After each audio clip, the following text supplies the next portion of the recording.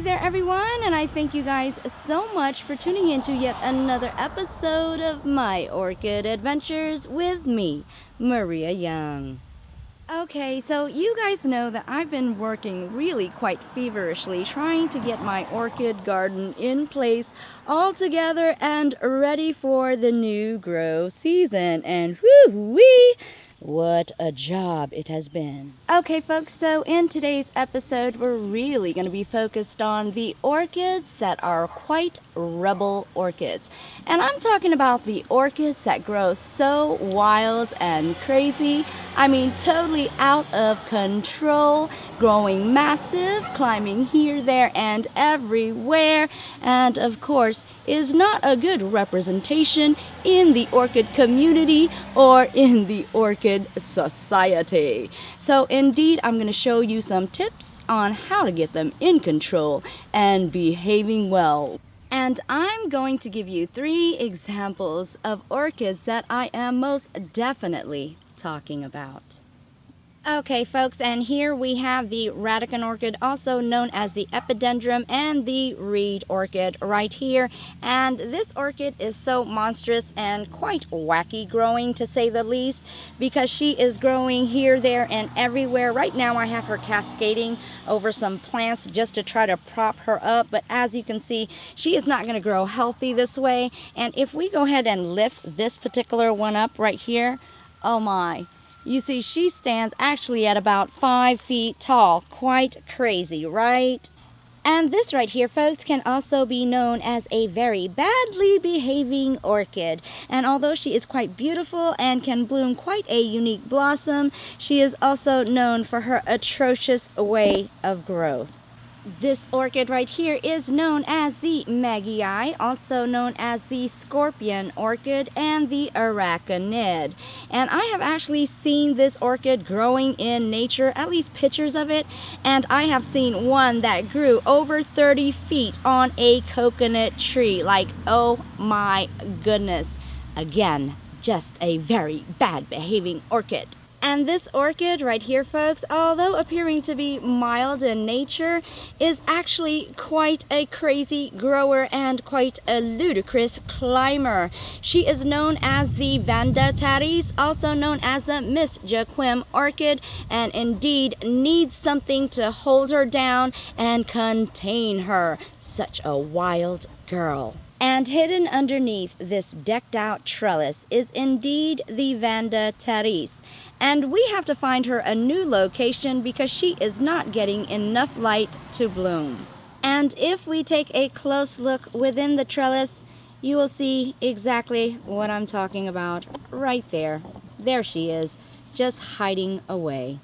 But we indeed are going to rescue this damsel in distress. As you can see, she's peeking out through here, through this trellis, and she is also standing at over 5 feet tall. So what we're going to do is we're going to remove all of these orchids one by one, and indeed we are going to rescue this damsel in distress. And what we're going to use to whip these out of control orchids into shape are actually this trellis, like what they call tomato cages. But in this case, we are using them for our orchids, so we're going to call them our orchid cages. And indeed, it's going to help us to contain our orchids and also allow them to have a structure in which they can grow upon as well. And now that we've removed all of these orchids from this trellis, now we can get a better view and of course a better idea of what we're dealing with right here. And of course she is quite rambunctious, just growing so wild and crazy, as you can see all throughout this trellis, and standing at 5 feet tall.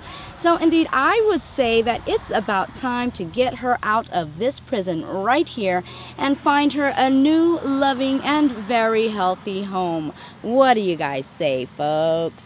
And unfortunately, folks, this was such a tedious task because her roots had intertwined all into the trellis. So indeed, we are about to set her free. But yeah, a lot of hard work here on this Vanda Taris. So crazy.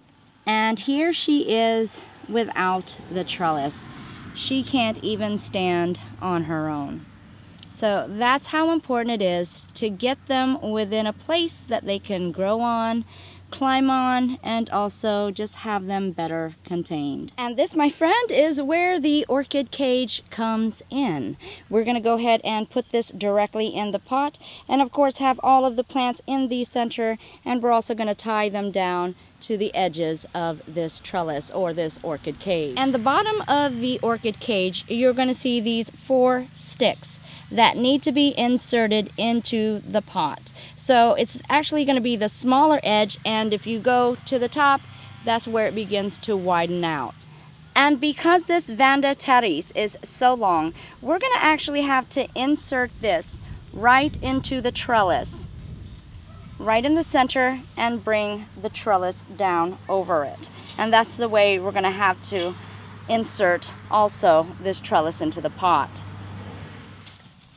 Now, it may take a little bit of time to safely maneuver this into place, but once you've got it arranged, you can definitely begin to tie down the branches, and then that will allow it to begin to grow on this actual trellis.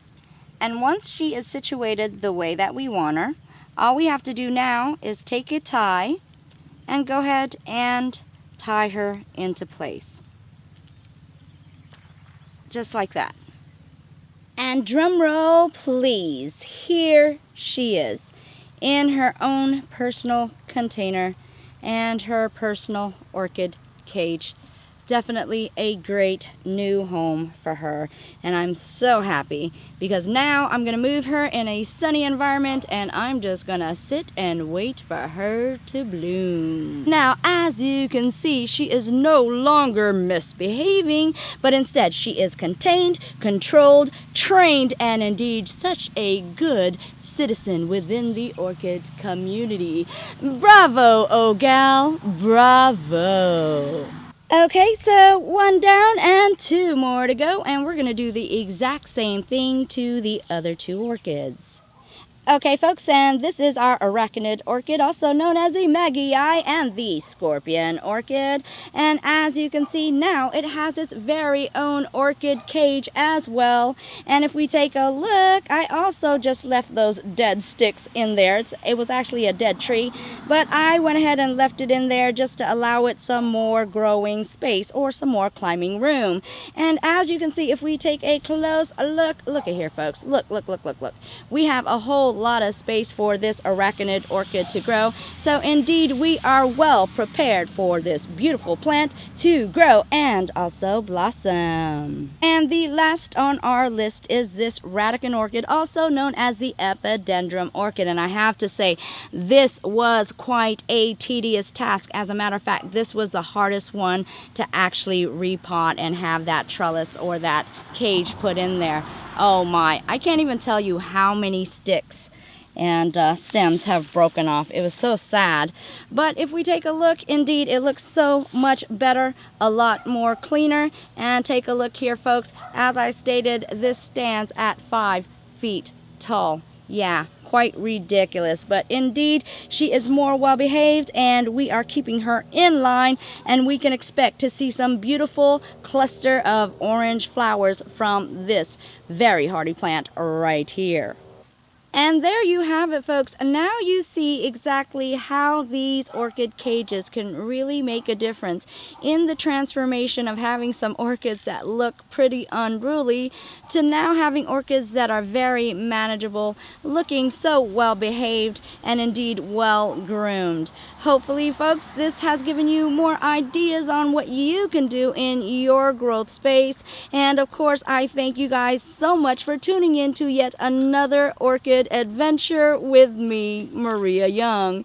And if you like this video, please be sure to give it a green thumbs up.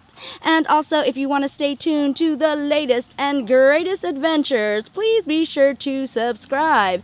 And if you also want to follow me on my Facebook channel, you can do that as well at My Orchid Adventures. And if you want to contact me via snail mail, you can do that as well at the following address right here. Again, I thank you guys so much for tuning in, and you guys already know I love you all. Mwah!